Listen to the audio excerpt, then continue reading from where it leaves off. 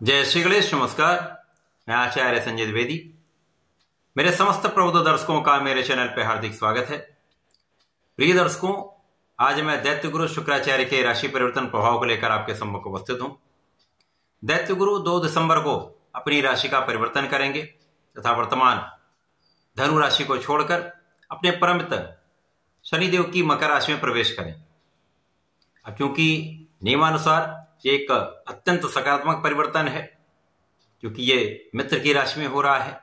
जब भी कोई ग्रह स्वराशि में जाता है अथवा मित्र राशि में जाता है तो उसका प्रभाव, उसकी क्षमता, उसके बल में वृद्धि हो जाती है, वो अत्यंत सकारात्मक हो जाता है। शुक्राचार्य का ये राशि परिवर्तन अलग अलग राशियों के लिए अलग अलग भाव में बनेगा, अलग अलग स्थानों पर बनेगा, उसी के अनुसार ही परिणाम की प्राप्ति हो। आज मैं कर्क राशि के लिए शुक्राचार्य के इस राशि परिवर्तन का किस प्रकार का परिणाम प्राप्त होने वाला है, किन भाव में वृद्धि होगी, इस समय में आप कितना लाभ ले पाएंगे, यदि कहीं पर कोई समस्या है अथवा आ सकती है तो उसका क्या निराकरण है, संपूर्ण विश्लेषण मैं पूर्ण तरीके के साथ करने जा रहा हूं। प्रिय दर्शकों, इस राशिफल को आप अपने चंद्र राशि के आधार पर देखें, अर्थात आपकी जन्म कुंडली में यदि 4 नंबर में चंद्रमा है तो आपकी कर्क राशि। कर्क राशि चंद्रमा की ही राशि है, जहां पर शुक्राचार्य का ये गोचर आपके सप्तम भाव में प्रारंभ हो रहा है। अब कर्क राशि के लिए शुक्राचार्य अत्यंत विशिष्ट भाव के स्वामी हैं। कर्क राशि के लिए शुक्राचार्य आपके लाभ तथा आपके सुख के स्वामी। लाभ भाव तथा सुख भाव के स्वामी का गोचर आपके सप्तम भाव में हो रहा है। निश्चित रूप से यह अत्यंत विशिष्ट संयोजन बन रहा है। सप्तम भाव जो कि केंद्र का भाव है, जहां पर कोई भी ग्रह जब जाता तो उसका बल कई गुना बढ़ जाता है। अब शुक्राचार्य जो अतिशीघ्र प्रभाव भी देते हैं तथा इस जगत के संपूर्ण भौतिक सुखों को प्रदान करते हैं।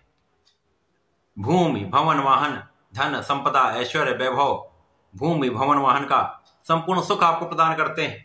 अब सुखों के स्वामी होकर ही ये सप्तम भाव में होंगे। इसी प्रकार से इनकी सीधी दृष्टि का प्रभाव आपके लग्न पर होगा, जहां पर मंगल का गोचर चल रहा, जो नीच राशि में गोचर कर रहे हैं। तो वर्तमान समय में जो मंगल का नीच प्रभाव यहां पर मिल रहा है, जिसके कारण आपका क्रोध बढ़ सकता है, जिसके कारण आप जल्दीबाजी में कोई निर्णय ले सकते हैं। इसी प्रकार से कहीं ना कहीं कुछ विवाद की आशंकाएं यहां पर होती। परंतु जब यहां पर शुक्राचार्य 180 डिग्री पर संबंध बनाकर यहां पर सप्तम भाव में विराजमान होंगे तो यहां पर मंगल की नीचता का प्रभाव बैलेंस हो जाएगा। यहाँ पर नीच भंग नहीं, परंतु यहाँ पर शुक्राचार्य मंगल को बैलेंस करने का काम करेंगे, क्योंकि यहाँ पर शुक्राचार्य अति बलवान स्थिति में। तो यहाँ पर आपके क्रोध पर नियंत्रण आपका होगा, आपका प्रभाव बढ़ेगा, आप सोच समझकर कार्य करेंगे, क्योंकि शुक्राचार्य एक आचार्य भी हैं।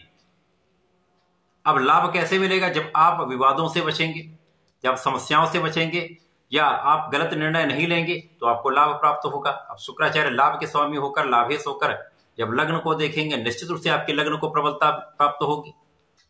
तो जब लग्न प्रबल होने लगती तो समस्याएं कम होने लगती। चंद्रमा की राशि है, नित्य परिवर्तन होता है, परंतु बलवान शुक्र का यह प्रभाव आपके लग्न को विस्तार देने वाला है, समस्याओं को कम करने वाला है। तो यहां पर निश्चित रूप से आप अपनी ऊर्जा का सही उपयोग करने लग जाएंगे। तो इस ढैया के काल में भी, इन समस्याओं के समय में भी आपको लाभ प्राप्त होगा, यहां पर कोई संदेह नहीं। इस समय में आपका प्रभाव बढ़ेगा, आपके आकर्षण में वृद्धि होगी, आपके क्षमता में वृद्धि होगी, तो आपके प्रभाव में कई गुना वृद्धि होने वाली। यदि इस समय में आप सोच विचार कर कोई भी कार्य करते हैं, अपने कॉन्फिडेंस को बनाकर पूर्ण रूप से आत्मबल को प्रबल करके आप कोई कार्य करते हैं तो समस्याएं कम से कम होंगी। इस समय आपका मानसिक तनाव भी कम होगा तथा भटकाव जीवन में जो चल रहा है वो भी कम होने वाला है। परंतु जब भी मंगल शुक्र का संबंध बनता है तो यहां पर प्रेम की वृद्धि हो सकती है। अब चूंकि नीच के मंगल, तो यहां समस्या अधिक हो सकती है। यद्यपि यहां पर कुछ दिन नीच के रहेंगे, कुछ दिन नीच भंग रहेगा। तो यहां पर आपको अपने मन स्थिति पर पूर्ण नियंत्रण रखना चाहिए। यहां पर अपने भावनाओं को नियंत्रित करना चाहिए, तो कहीं पर कोई बड़ी समस्या नहीं आएगी। यदि भटकाव से बचेंगे, समस्याओं से, विवाद से संपूर्ण रूप से आप बच जाएंगे। तो इस समय का आप सही उपयोग कर पाएं, क्योंकि एक अच्छा समय आपको प्राप्त हो रहा है।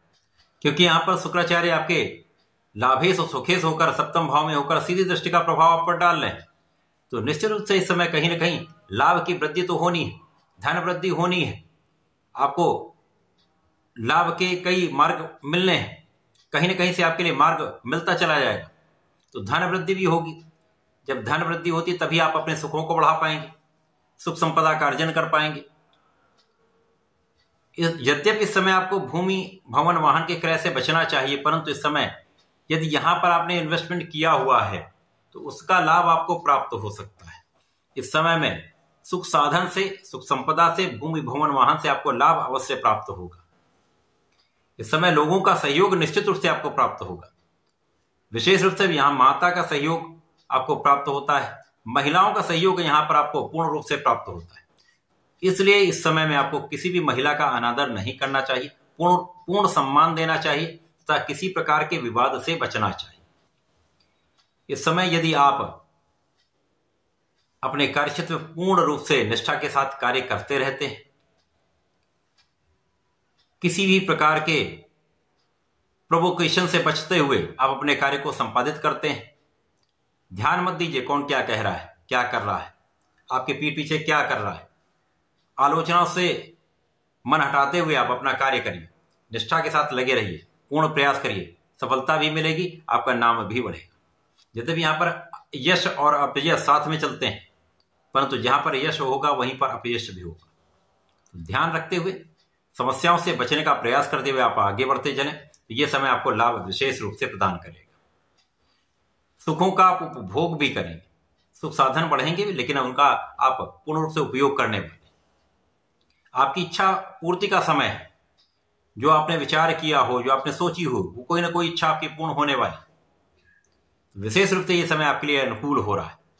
शुक्राचार्य का यह परिवर्तन कर्क राशि के लिए इस ढैया काल में भी आपको संतुष्टि देने वाला है, लाभ प्रदान करने वाला है, आपको सुखमय बनाने वाला है।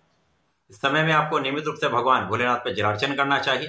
प्रत्येक सोमवार को भगवान भोलेनाथ पर जलार्चन करें, पंचाक्षर मंत्र ओम नमः शिवाय का जप करें, दूध से अभिषेक करें तथा बेलपत्र का अर्पण करें। निश्चित रूप से आपका मनोबल भी प्रबल होगा, समस्याएं कम होगी, लाभ वृद्धि होगी, समस्याओं का समापन धीरे धीरे यहां से प्रारंभ हो जाएगा। तो ऐसा करते हुए इस समय का उपयोग करें, लाभ लें। धन्यवाद, नमस्कार।